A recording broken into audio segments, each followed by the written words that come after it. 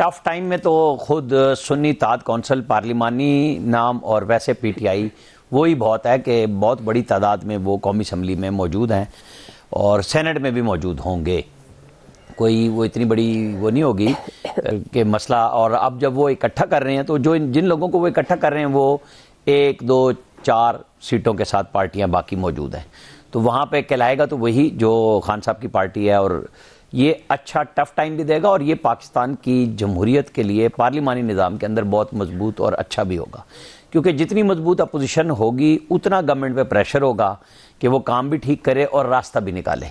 ये जब पिछली दफ़ा आज पीटीआई जितनी वोटों के साथ असम्बली में जा रही है उससे ज़्यादा तादाद में बाहर रिजाइन करके चले गए थे और फिर बार इनको तो लोगों ने उठाया कि जी क्या बात है, खान साहब ने क्या पत्ता खेला, फिर 2 असम्बलियाँ तोड़ दी, क्या पत्ता खेला, और फिर बाद में फंसते चले गए। अब बहुत अच्छी बात है, मकबूलियत लेके और जनाब ऐवानों में आ रहे हैं, प्रेशर डालना चाहिए। यही अपोजिशन का काम है कि वो चाहे धांधली के नाम पर पहले अपने तमाम मुखालफीन के पास ज़ाहिर असद कैसर जा रहे हैं, मौलाना फजल रहमान के क्या क्या नाम नहीं रखे, महमूद अचकज़ई जिनके पास रात गए वो खान साहब उनके बाकायदा चादर लेके नकल 2014 के धरने में उनकी उतारा करते थे, मुल्क दुश्मन करार दिया करते थे। आज हमारे इमरान असगर ने उनसे सवाल भी पूछा कि ये क्या है, तो उसका खान साहब ने जवाब नहीं दिया। बाकायदा उन्होंने ये पूछा था कि आप तो ये करते थे बातें, तो अब तो बस उन्होंने कहा कि नहीं, जो धांधली के खिलाफ इकट्ठे हो रहे हैं हम उन सबको, ये वैसे ही है जैसे परवेज इलाही के खिलाफ बात करते थे, शेख रशीद के खिलाफ करते थे, और कभी मैंने इत्तेहाद बनाऊंगा, फिर इत्तेहाद भी बनाया, हुकूमतें भी बनाई और चली भी गई। आज वो उनके पास जा रहे हैं जो पहले हुकूमत में नहीं थे। अख्तर मैंगल ने कहा ना कि मेरे लिए तो सारे एक जैसे हैं, मैं सबके साथ हुकूमत में भी रहा, अपोजिशन में भी रहा, और मेरे पास तो तीसरी कोई जगह नहीं है, वरना मैं वो चुनता। यानी तंग आमद वजंग आमद लोगों के एतराज़ात हैं, सब कुछ हैं। ये इकट्ठे हों, अच्छी बात है, एक अलायंस बनाए, गवर्नमेंट बन जाए तो फिर इनके साथ बात करना और अच्छा होगा कि अगर ये किसी एक अलायंस में होंगे तो फिर इकट्ठे बिठा के एक छत में कि आपके मसाइल क्या हैं। जो मैं बार बार कह रहा हूं कि आप IMF के नाम पे केपी गवर्नमेंट फेडरल गवर्नमेंट के साथ आईनी तरमीम के ऊपर अच्छे मुज़ाकरात कर सकती है जिसमें ये अपोजिशन सारी मौजूद हो, कि आइंदा के लिए तदारक अभी से कर लें कि जो बात आप 4 साल में नहीं कर सकते उसको आप पहले 3 महीने में IMF के ऊपर अंगूठा लगाने से पहले आईनी तरमीम पे अंगूठा लगाएं और सब करें। ये अच्छी बात होगी। बयानात भी दे रहे हैं लेकिन जमहूरियत की खातिर सब कह रहे हैं कि हम असम्बलियों में बैठेंगे, ये बहुत अच्छी बात है।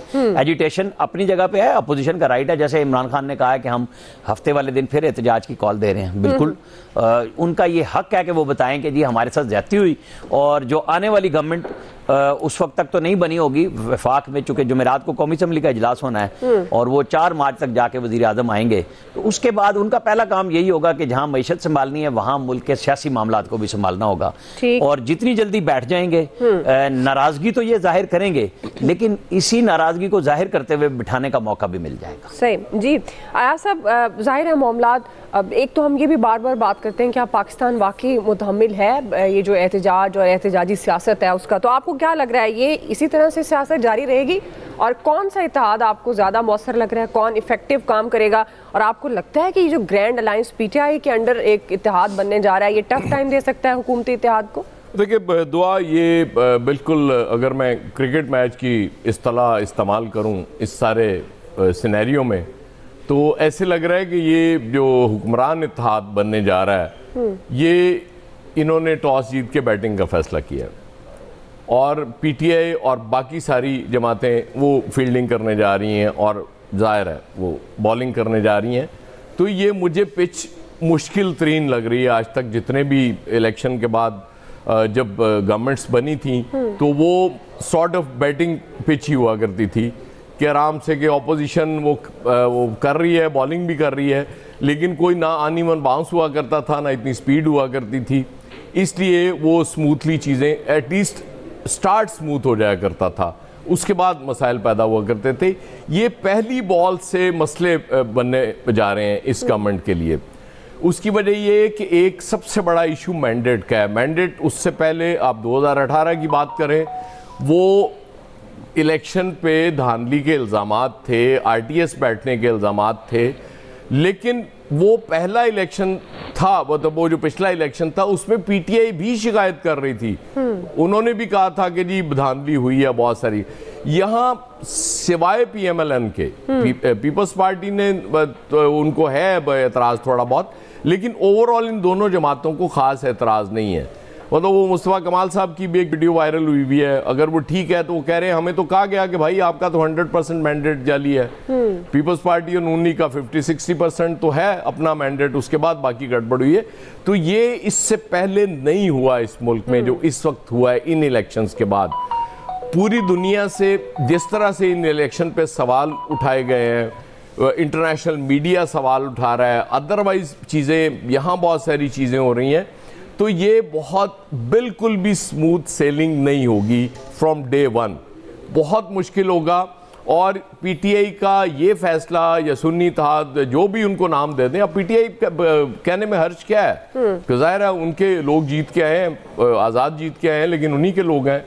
वो जब असम्बलियों में भी मौजूद होगी और बाहर भी एहतजाज कर रही होगी। देखें ना, आपने सिर्फ एक जमात को नाराज नहीं किया इन इलेक्शंस में, आपने बेशुमार जमातों को, बेशुमार कैरेक्टर्स को नाराज कर दिया है।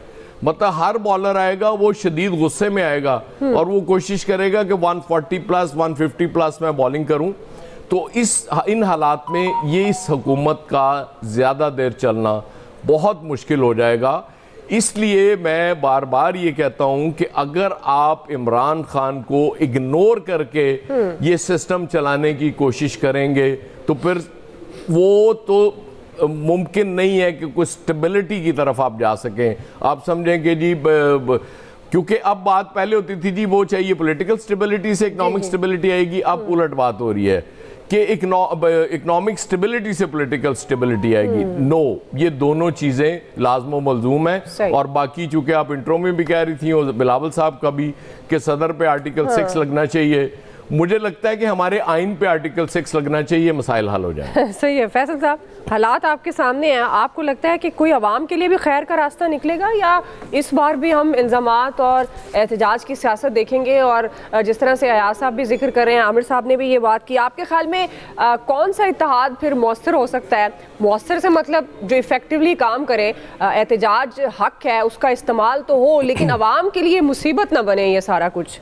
फैसल साहब, मैं आपके सवाल का जवाब देता हूँ, सिर्फ एयाज साहब की एक बात में इजाफा कर दूँ। बोल रहे हैं ऑडियो बढ़ा दें, टॉस जीत कर पहले खुद एयाज साहब जो कह रहे हैं ना, क्रिकेट की जबान में टॉस जीत कर जो है खुद बैटिंग का फैसला किया है, इसको थोड़ा सा आगे बढ़ा लें। इसमें पहले ही सट्टा लग गया है, और वो जो होती है ना मैच फिक्सिंग होती है, एक होती है फैंसी फिक्सिंग जिसमें बॉल टू बॉल सट्टा होता है, ये समझे फैंसी फिक्सिंग है, बड़ा ही जबरदस्त जो इस दफा काम हुआ है ना, तो आपको हर बॉल पे जो है ना मजा आएगा।